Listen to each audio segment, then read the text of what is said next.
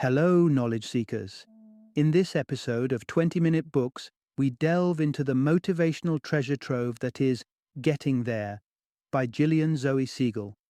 Published in 2015, this book reveals the compelling narratives of renowned entrepreneurs, artists, writers, and CEOs who, against all odds, relentlessly pursued their passions, all while maintaining their resilience and grit. Through a collection of intimate first-person accounts, Segal aims to inspire and guide you on how to get there, overcoming obstacles, and achieving your own version of success. Prior to becoming an author, Segal embarked on a career in law, only to eventually follow her true calling as a photographer. She crafted Getting There as a vibrant tableau of individuals who took the risk of straying off the beaten path, worked hard, and ultimately realized their dreams.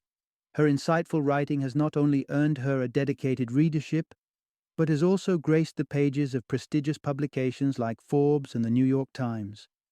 So, who will find Getting There a significant addition to their library? Entrepreneurs at the exciting cusp of launching their own businesses will find invaluable inspiration within these pages. Young individuals at the crossroads of deciding what to do with their future can gain a clearer perspective on the paths less taken. Anyone standing at the starting line of an ambitious project can find a well of motivation to draw from. Join us as we explore in just 20 minutes the essence of Getting There and the life-altering stories it shares.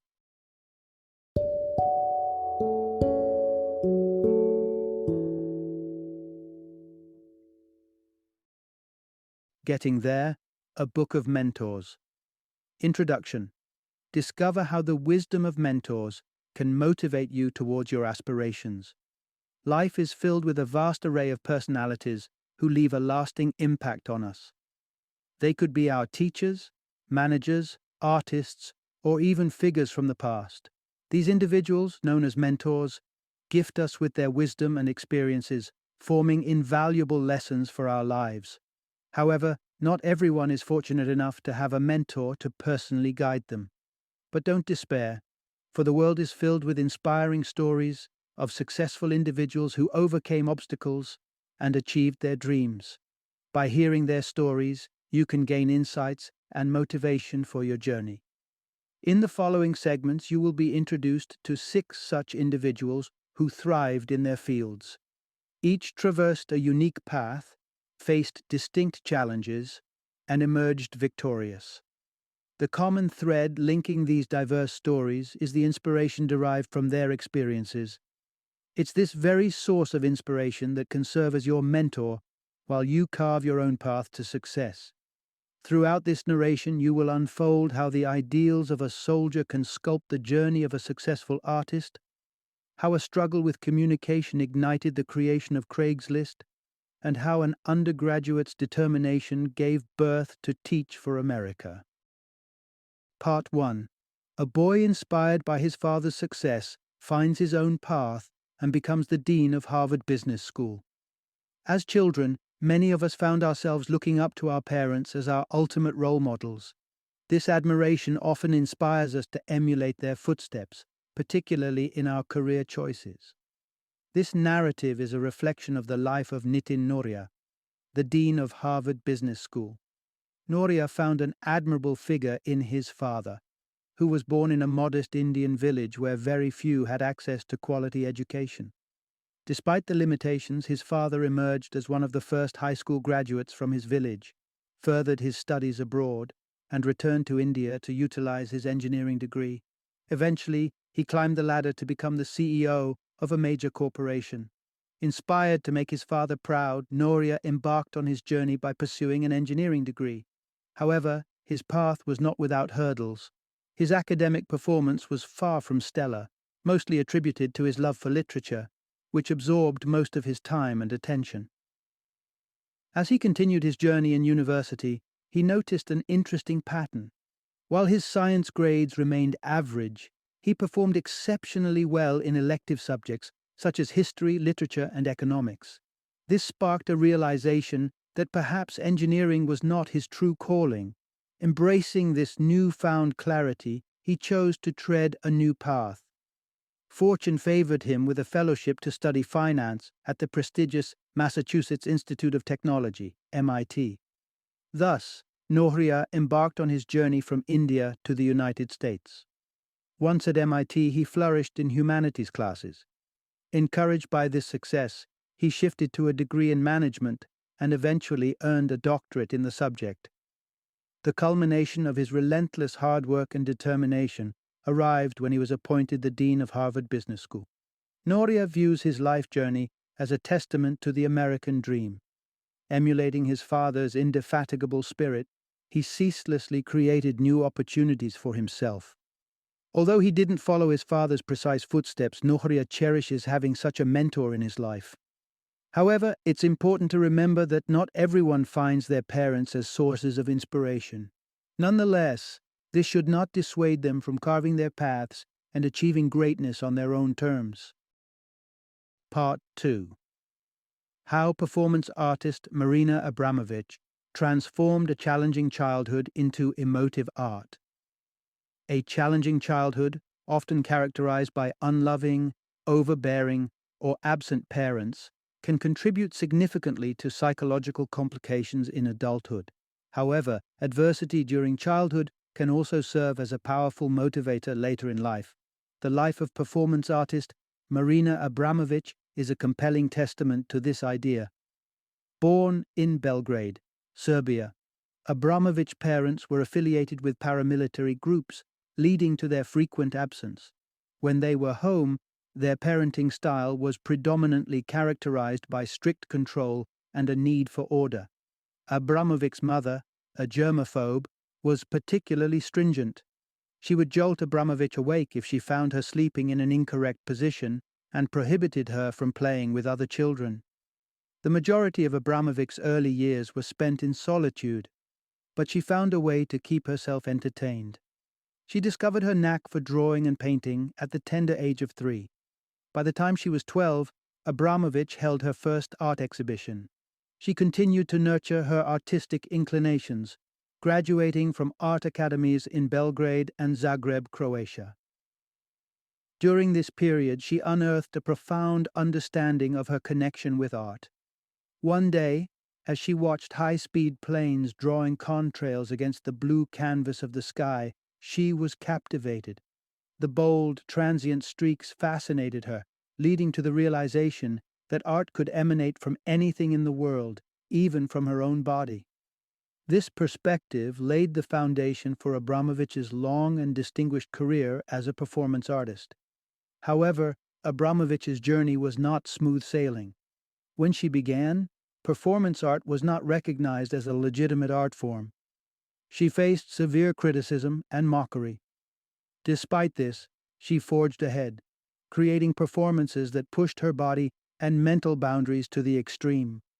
Today, she is celebrated globally for her exceptional contribution to the world of art. Part 3. How Craig Newmark's journey as a self-proclaimed nerd fostered global online community building. Teenage years can be particularly challenging for the academically inclined, yet socially awkward nerds. Entranced by electronics, yet fraught with clumsy social skills, many find themselves isolated and misunderstood. However, in today's digital world, many such nerds have broken traditional barriers and found phenomenal success. Craig Newmark is one such personality who turned the tables by intertwining technology with a skill he admittedly lacked: effective communication. During his growing years, Newmark embraced his identity as a computer nerd. Social interactions were a daunting task, leaving him with very few friends despite his good-natured persona. It wasn't until one fateful class discussion that Newmark identified the culprit behind his social woes: a lack of potent communication skills. Understanding this flaw didn't leave Newmark disheartened, though. He saw the situation through a pragmatic lens, recognizing the missed opportunities during high school. Yet, he also saw a chance at redemption in the nascent world of the Internet in 1995, Observing the Internet's unique potential to connect people and enable mutual aid, Newmark resolved to create an online platform that promoted inclusivity and involvement. His first step toward this mission was relatively straightforward. He began by sending out emails to friends, informing them about upcoming events in art and technology.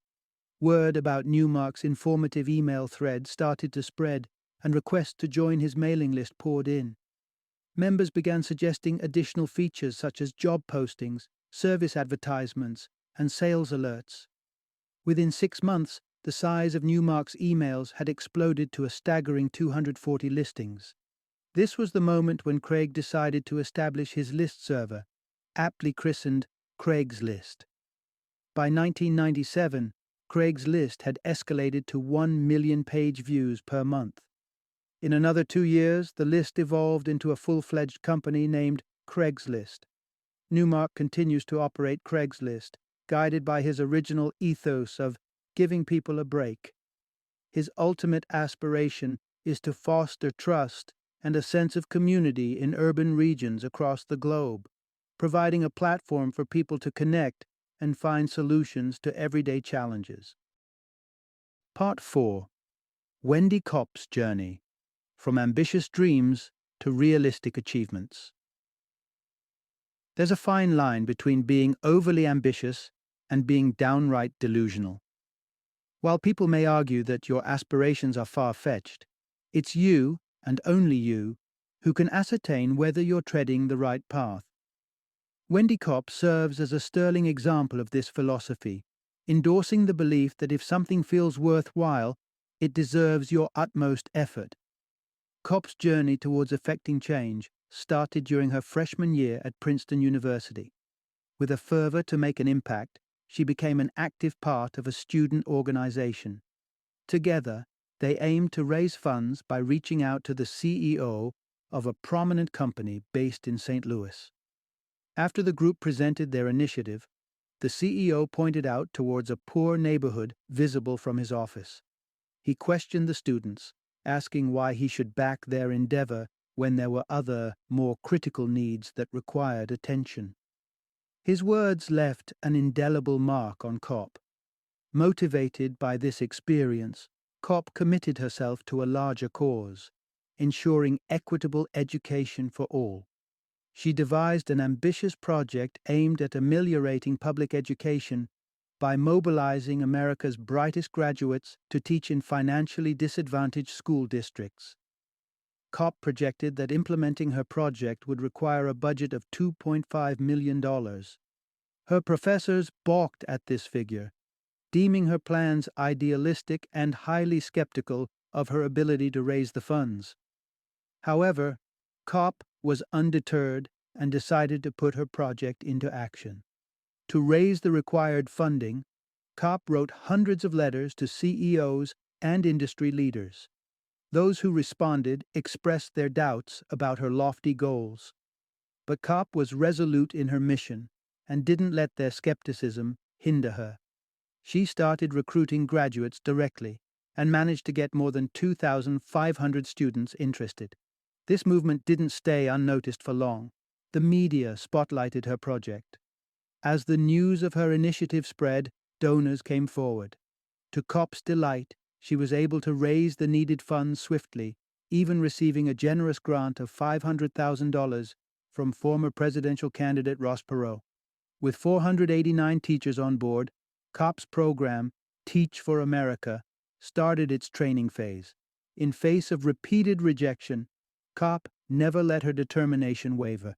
She persevered until her ambitious project finally took flight, transforming a seemingly unrealistic dream into a concrete reality. Part 5.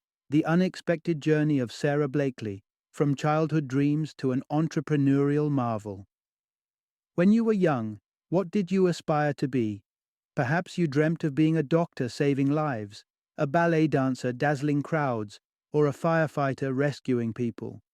Although many of us still cling to those youthful dreams, life sometimes has a more extraordinary plan. For Sarah Blakely, her lifelong aspiration was to follow her father's footsteps into the world of law Having grown up witnessing her dad in the courtroom, becoming a lawyer seemed like her destined path. However, fate had other plans, and Blakely ended up failing her law school admission tests, not once, but twice. Disheartened, Blakely decided to abandon her dream of becoming a lawyer. Instead, she took up a job selling fax machines door to door, dealing with often unwilling and uncooperative customers. While this job wasn't necessarily fulfilling, it offered Blakely a unique lesson: the ability to brave the word no. Despite customers ripping her business cards right in front of her or having the police called on her, Blakely remained undeterred. However, she harbored a desire to sell a product that she personally believed in. She wondered whether she could create such a product herself. But what could this product be? Her eureka moment happened quite unexpectedly. As she was preparing for a party, she decided to cut off the feet of a pair of pantyhose so she could wear them with her sandals.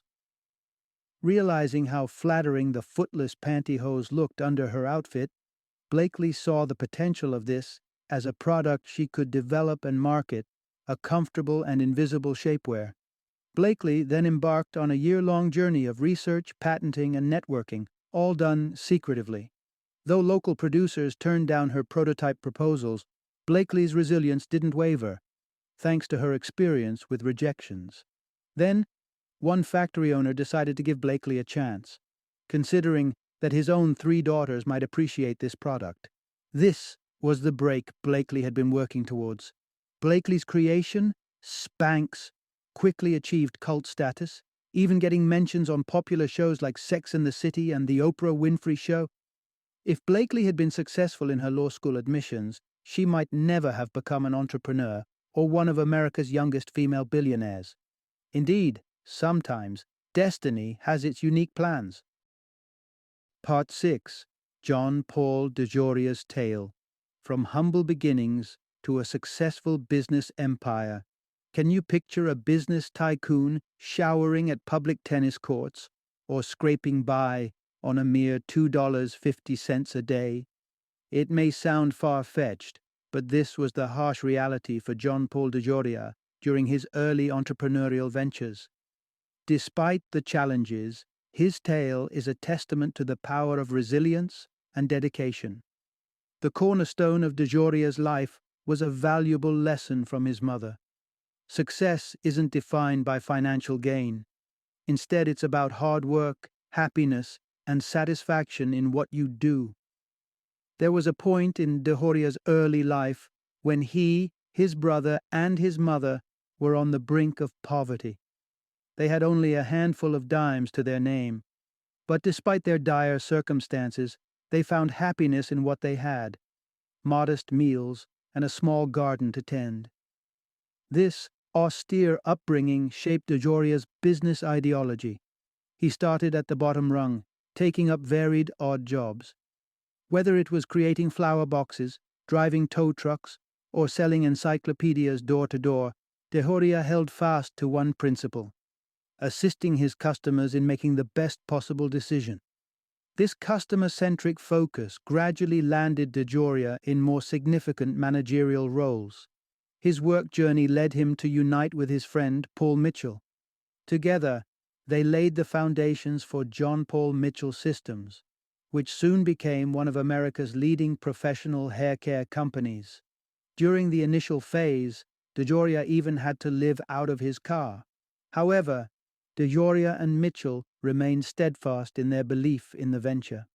Their faith and hard work eventually paid off, catapulting John Paul Mitchell Systems to success. With this victory, DeJoria ventured into other businesses. His brand, Patron, became a globally renowned tequila brand, earning frequent mentions in pop music. He also explored the diamond industry. Regardless of the business venture, DeJoria stayed true to his guiding principles: hard work and assisting customers in making the best decisions. His story underscores that success is a journey, not a destination. A final summary.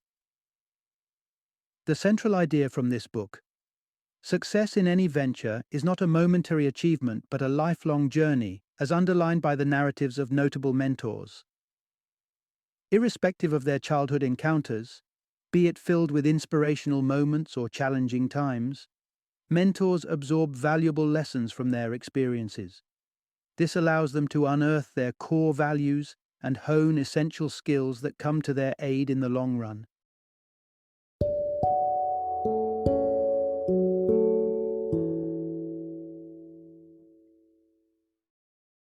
Thank you for joining me today on this journey of learning and discovery as we explored the insights of another thought-provoking book in our growing library of knowledge. If you've enjoyed our time together, please take a moment to follow our podcast, give us a 5-star rating, and share 20-minute books with other knowledge seekers. Your support truly means a lot. Don't forget to join me again in the next episode, where we will delve into another enriching book. Until then, happy reading and happy listening.